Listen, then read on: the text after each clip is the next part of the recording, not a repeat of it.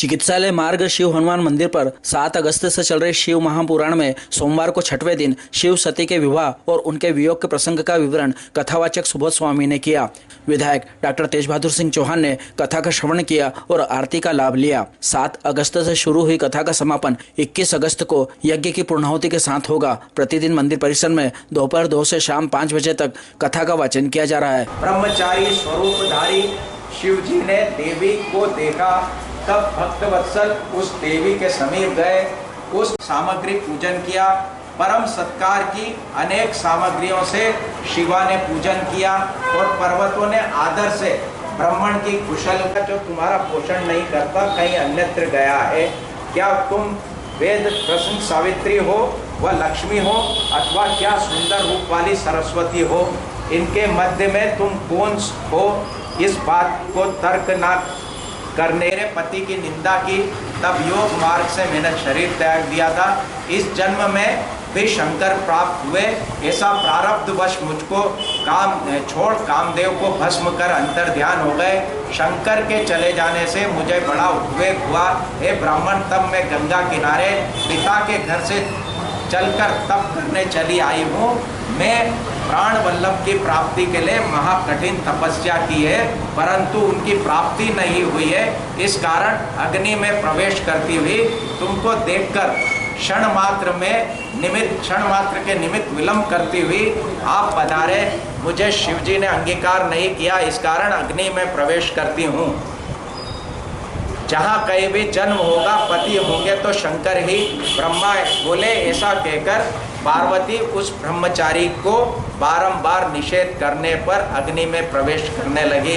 तुम्हारी देह न जलाई, तुम्हारा मनोरथ पूरा हुआ, इस कारण निश्चय ठीक तुम अपना मनोरथ कहो, मैं ब्राह्मणों में श्रेष्ठ सबको।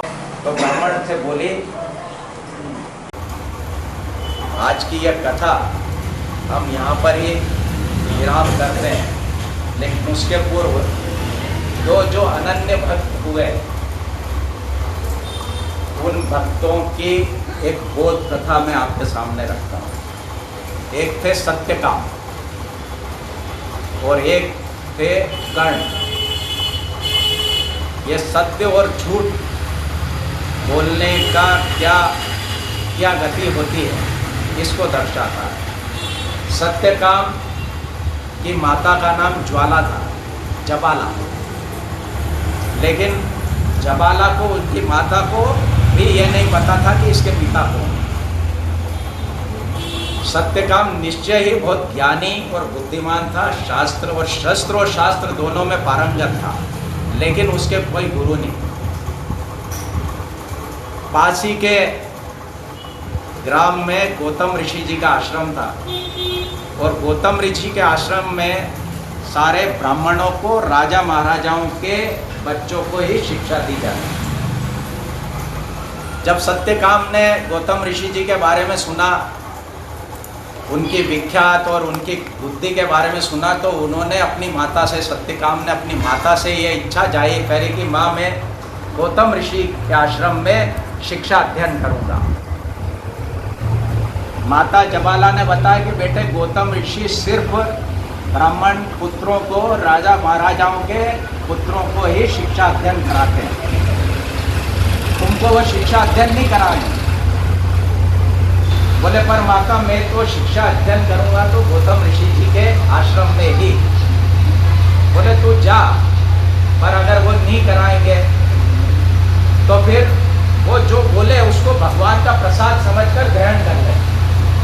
लेकिन एक बात ध्यान रखना कि जब गौतम ऋषि जी के आश्रम में तुम जाओगे तो उनको पूरी बात सत्य बताना कि मेरा नाम सत्यकाम जबाला है, मेरी माता का नाम जबाला है और मेरे पिता का ना मेरी माता को मालूम है ना मुझे मालूम। ये बात सत्य बताना। उसके बाद गौतम ऋषि जी जो निर्णय करे वो उसको ग्रहण कर लेना। सत्यकाम गौतम ऋषि के आश्रम जाते, जब आश्रम में प्रवेश करते होते तो सारे राजा महाराजाओं के ब्राह्मण पुत्र वहाँ पर शिक्षा दीक्षा करते रहते के लिए वहाँ पर आश्रम में रहते। उसके दीन मलिन शरीर को देखते सब उसकी हंसी उड़ा के, तू यहाँ पर क्या कर रहा है, बोले मुझे गौतम ऋषि से मिलना है। बोले गौतम ऋषि के आश्रम में हमारे जैसे ब्राह्मण पुत्र और राजा महाराजाओं के पुत्र ही शिक्षा दीक्षा करते हैं, तू अगर वहाँ जाएगा भी तो वो तुम पे भगा देंगे, इसलिए पहले तो जाए मत, और अगर जाएगा भी तो इस तरह का अपमानित होगा। बोले मुझे अपमान भी उसका प्रसाद होगा ऋषि का, मैं अपमान को भी प्रसाद के रूप में ग्रहण कर लूँगा, मैं तो एक बार दर्शन करूँगा। गौतम ऋषि जी के पास पहुँचते सत्यकाम, और सत्यकाम गौतम ऋषि जी जब उसको देखते और बोलते पुत्र कैसे आए हो? बोले मैं आपके गुरुत्व, आपको गुरु के रूप में ग्रहण करने के लिए और आपसे शिक्षा प्राप्त करने के लिए यहाँ आया हूँ। बोले आपका नाम? सत्यकाम। आपके पिता का नाम? बोले मेरे पिता का नाम मुझे नहीं मालूम, मेरी माता को भी मेरे पिता का नाम नहीं मालूम। मेरी माता का नाम जबाला है और इसलिए मेरा नाम सत्यकाम जबला है, इसके आगे मुझे कुछ नहीं मालूम, और ना मैं कौन सी जाति का वर्ग का हूँ ये भी मुझे नहीं मालूम। ऋषि गौतम ये सोच में पड़ गए कि क्या तुम्हें कभी तुम्हारी माता ने इस बात को बोलने के लिए मना नहीं किया कि ये तुम किसके पुत्र हो, तुम्हारे पिता का नाम उनको नहीं मालूम है? क्या ये माता ने कभी इस बात को मना नहीं किया? बोले नहीं गुरु, ऋषि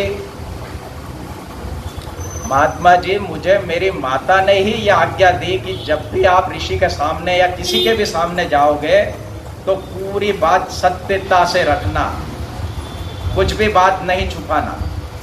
गौतम ऋषि उनसे बहुत प्रभावित हुए और सत्यकाम को उन्होंने अपना शिष्य मान लिया। जब कर्ण भगवान परशुराम जी के आश्रम में गए शिक्षा ग्रहण करने के लिए, तो उन्होंने भगवान से झूठ बोला, परशुराम जी से झूठ बोला कि हाँ मैं ब्राह्मण पुत्र हूँ। और शिक्षा ग्रहण करने के बाद जब परशुराम जी को ये मालूम पड़ा कि ये ब्राह्मण पुत्र नहीं है और इन्होंने झूठ बोला, तब उन्होंने उनको एक शाप दिया कि तब जब सबसे ज़्यादा मेरी विद्या की और शस्त्र चलाने की आपको जरूरत पड़ेगी तब मेरी विद्या तुम भूल जाओ। सत्य और झूठ के दो प्रसंग जो बोध कथा हमारे शास्त्रों में वर्णित है, ये आपके सामने है कि सत्य से सत्यकाम गौतम ऋषि के शिष्य हो गए और कर्ण अपनी सारी शस्त्र विद्या भूल गए। यह सत्य और झूठ का परिणाम है।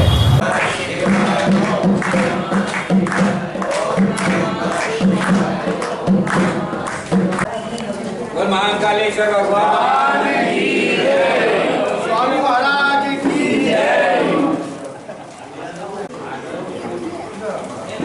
महाराज की जय।